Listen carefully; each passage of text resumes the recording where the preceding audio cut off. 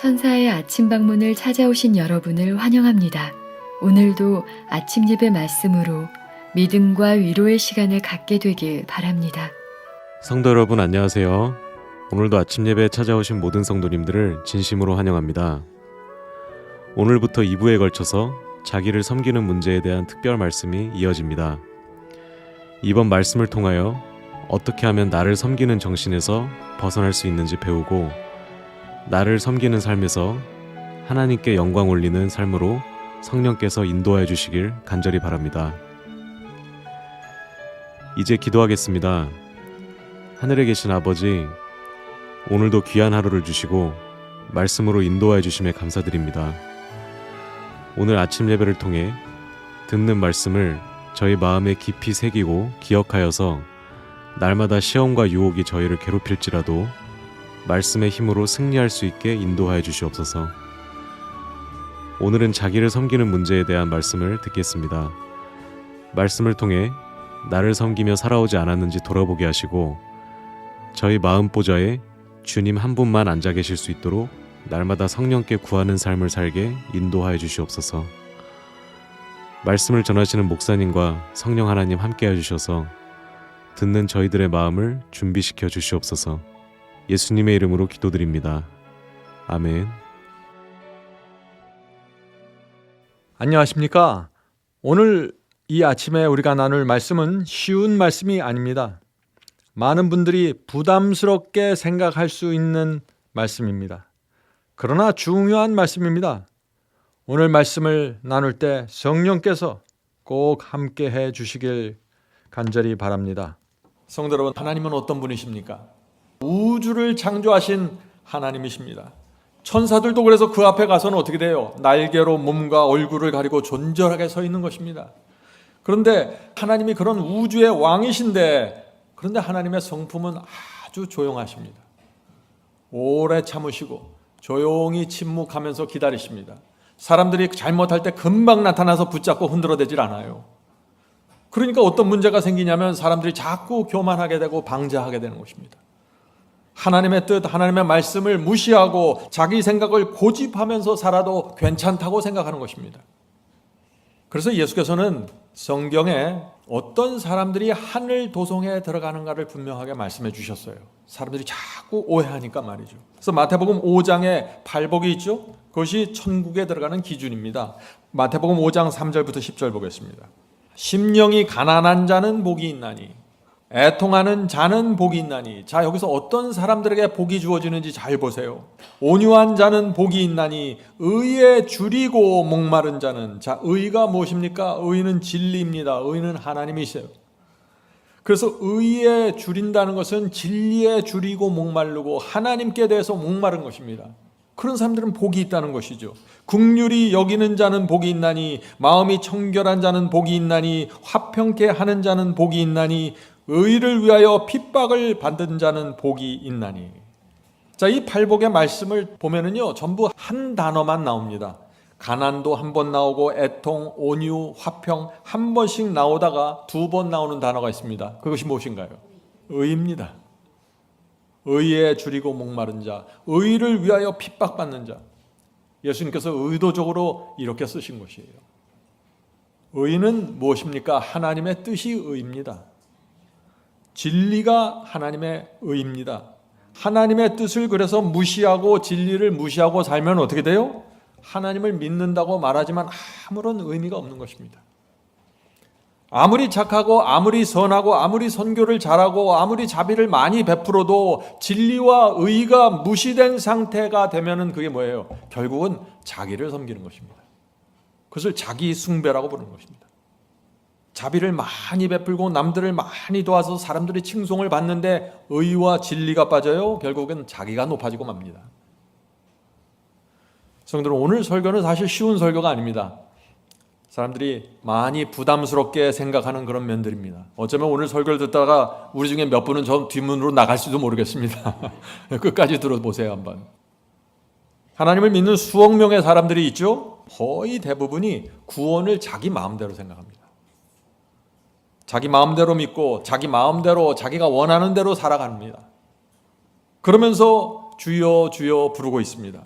하나님의 뜻대로 행하지 않습니다. 그런데 그래서 성경에 누가복음, 요한복음, 마태복음이 있지만 다 자기 복음을 만들어서 믿고 있는 것입니다. 자기 복음을 믿는 것이에요. 자기를 섬기면서. 그래서 예수께서 말씀하셨어요. 말세의 위험을 말씀하셔 주신 것입니다. 누가복음 18장 8절입니다. 누가복음 18장 8절. 인자가 올 때 세상에서 믿음을 보겠느냐. 이 한마디의 말씀 속에 예수님의 분명한 의미가 담겨 있죠. 어떻게 해야 사람들이 하나님의 뜻, 하나님의 의, 하나님의 진리를 있는 그대로 볼 수 있을까요? 자, 질문을 드립니다. 질문을. 예수께서는 두 주인을 섬길 수 없다고 하셨습니다. 예수께서 말씀하신 이 두 주인은 누구입니까? 한 분은 하나님이시죠? 다른 하나는 누구입니까? 그러면은 마태복음 6장 24절에 그 말씀을 읽어보겠습니다. 한 사람이 두 주인을 섬기지 못할 것이니 혹 이를 미워하고 저를 사랑하거나 혹 이를 중히 여기고 저를 경히 여김이라. 너희가 하나님과 재물을 겸하여 섬기지 못하느니라. 자, 두 주인이 누구입니까? 하나님과 여기서 보면 재물입니다. 그런데 참 이상하죠? 예수께서 지금 분명히 두 주인을 함께 섬길 수 없다고 하셨는데 대부분의 사람들이 하나님을 섬기면서 또 재물을 동시에 섬기고 있습니다. 재물을 섬긴다는 것이 무슨 뜻인가요? 나를 섬긴다는 뜻입니다. 왜 그러냐면 이 재물과 돈을 모으는 것이 재미없고 돈이 생기면 고통스럽고 고민이 생기면 누가 재물을 모으겠어요? 결국은 나를 섬기기 위해서 재물을 섬기는 것입니다. 내 즐거움, 내 쾌락 때문에 지금 두 주인이 되는데, 자, 그럼 다시 제가 질문을 드립니다. 예수께서 말씀하신 두 주인이 누구입니까? 한 분은 하나님이시고 다른 한 분은 누구죠? 다른 한 주인은 나입니다. 이제 정확하게 정답을 말씀하시네요. 나를 위해서 재물을 모으고 나를 위해서 명예를 원하는 것입니다. 그래서 하나님의 주인이 있고 나라는 주인이 있는 것입니다. 그래서 내가 누구를 섬길지를 결정하는 것입니다. 성도 여러분, 신앙이 무엇입니까? 누구를 섬길지 결정하는 것입니다. 하나님을 섬기든지 나를 섬기든지 중간은 없습니다. 이것이 우리 마음속에 분명하게 들어가야 되는 것입니다. 자, 나를 섬기는 것이 어떤 것입니까? 나를 섬기는 것이. 많은 사람들이 교회 다니고 예배드리고 찬송 부르고 하나님을 섬기는 것처럼 보입니다. 그러나 나를 섬겨야 하는 상황이 되면 다 버리고 나를 섬기는 것입니다. 마음에 상처가 조금만 받으면 어떻게 돼요? 하나님 뜻도 버리고 내 감정, 내 느낌을 위해서 삽니다. 나를 섬기는 것입니다. 이것이. 오늘 우리가 나를 섬긴다는 것이 무엇인지 정확하게 좀 짚고 넘어가야 된다는 것이죠. 조금만 이익이 생기면 하나님의 뜻을 버리고 내 뜻대로 가버립니다. 무엇이에요? 나를 섬기는 것입니다. 하나님께 영광을 돌려야 한다고 말하지만, 하나님을 위해서 아무런 조건 없이 희생한다고 말하지만 그 속에서 여전히 내 몫을 주장합니다. 나를 섬기는 것입니다. 하나님과 우리 피조물을 나란히 놓고 갈 수 없는 것입니다. 한 주인을 결정해야 된다는 것이죠. 자, 질문 드리죠. 이 질문을 들으시고 이 질문에 대한 답을 가지시고 나머지 설교를 들으셔야 여러분들이 마음이 좀 편하실 것입니다. 하나님을 섬기지 않고 나를 섬길 때 우리 몸에서 실제적으로 어떤 일이 생길까요? 하는 질문입니다. 나를 섬기면서 살면 우리 몸이 어떻게 될까요? 우리 건강이. 유전자가 활력을 잃어버리게 됩니다. 이것이 생명의 원칙이에요.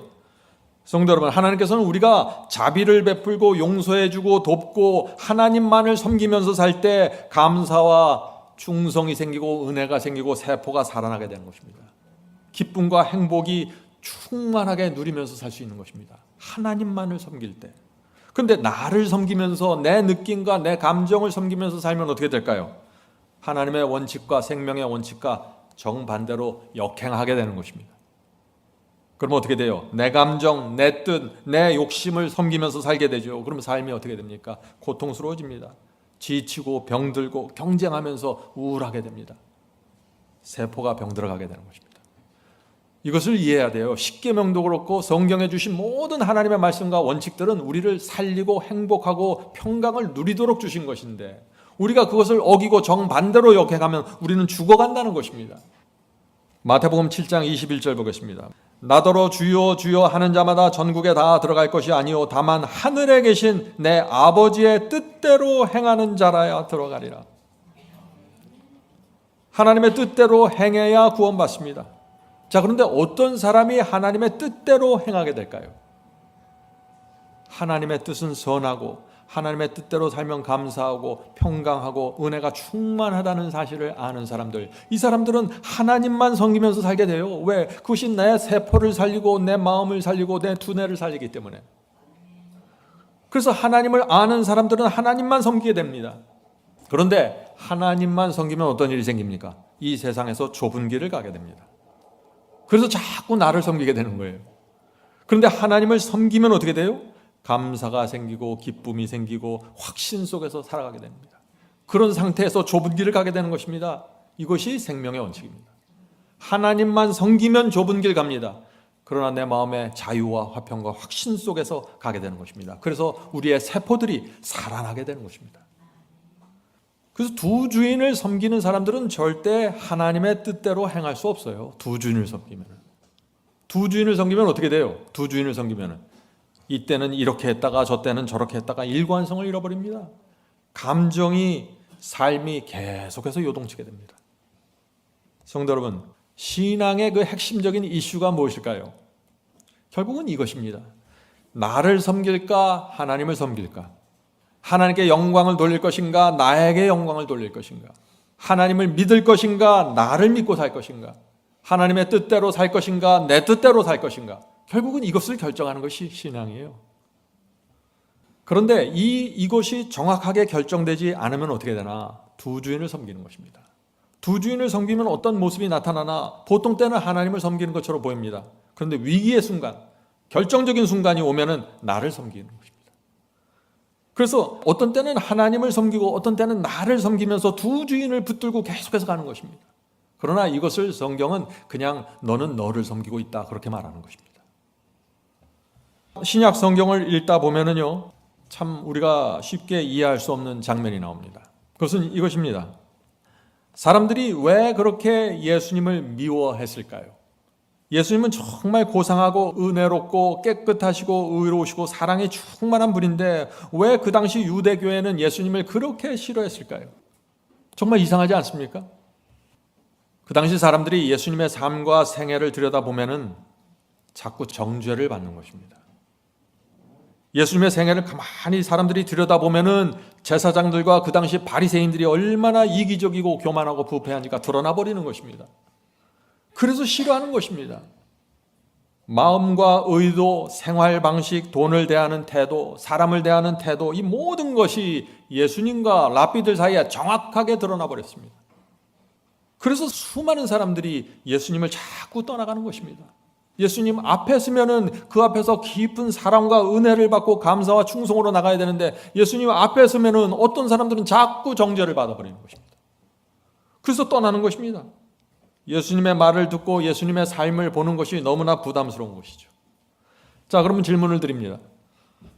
어떤 사람들이 그렇다면 끝까지 예수님 곁에 남아있게 될까요? 하나님께서 어떤 사람들과 함께 끝까지 같이 갈 수 있을까요? 수많은 사람들이 떠나죠. 그러나 끝까지 같이 가는 사람들이 있다 하는 것입니다.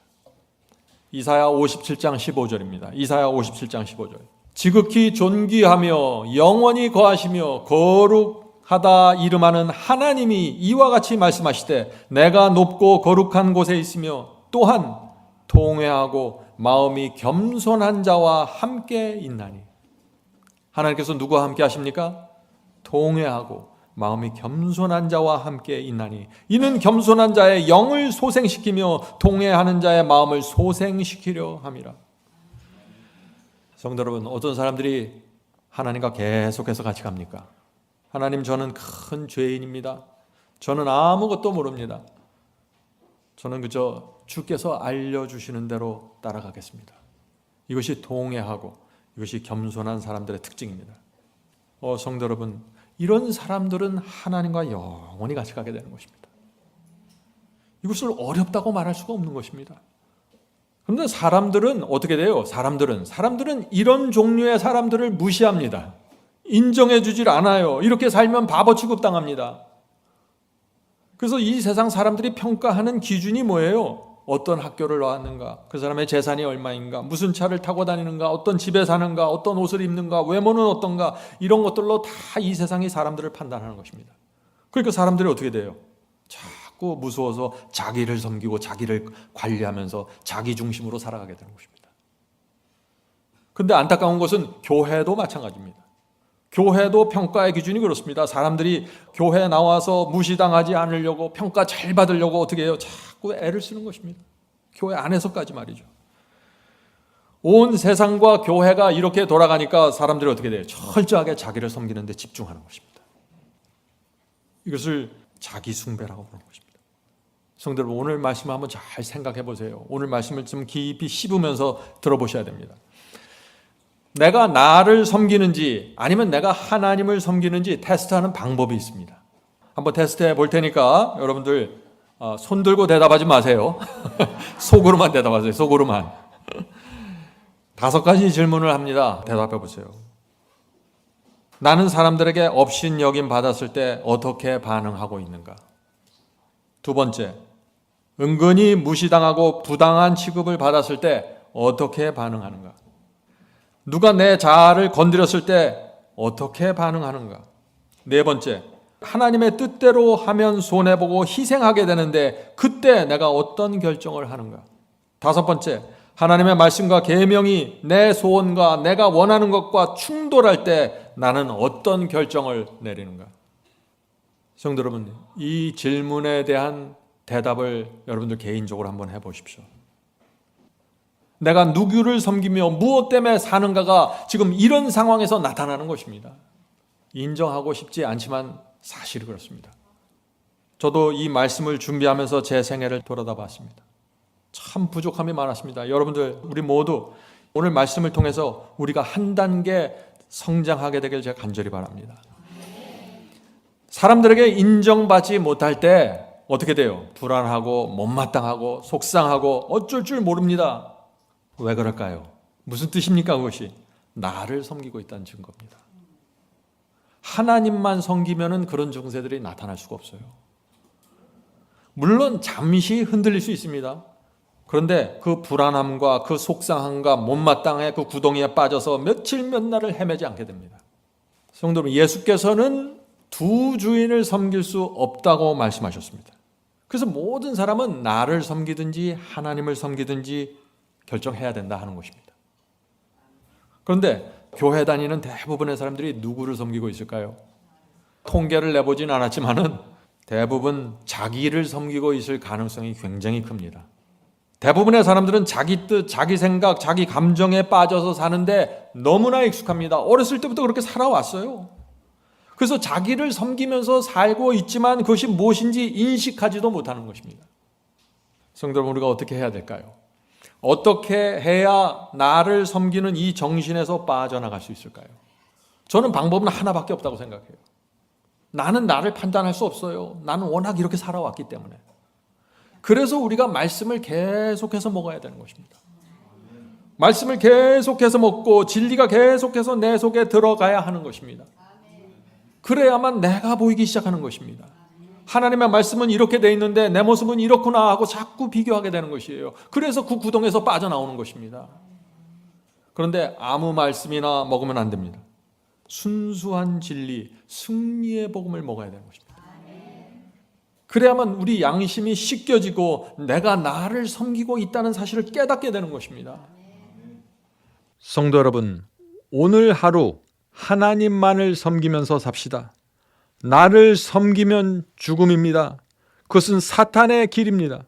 부디 성령께서 내가 나를 섬기려고 할 때 깨닫게 해주시고 책망해 주시고 인도해 주시기를 간절히 바랍니다.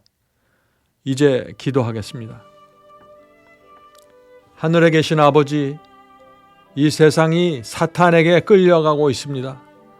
사람들이 자기를 사랑하며 극도의 이기심으로 살고 있습니다. 겉으로는 주님을 섬기는 것처럼 보여도 마음 깊은 곳에서 자기를 위해서 살고 자기가 신이 되어서 살고 있습니다. 주여, 이 악한 세상에서 저희를 구원해 주시옵소서. 나를 섬기는 습관과 그 성품에서 건져 주시옵소서. 날마다 말씀과 성령으로 저희를 깨우쳐 주시옵소서.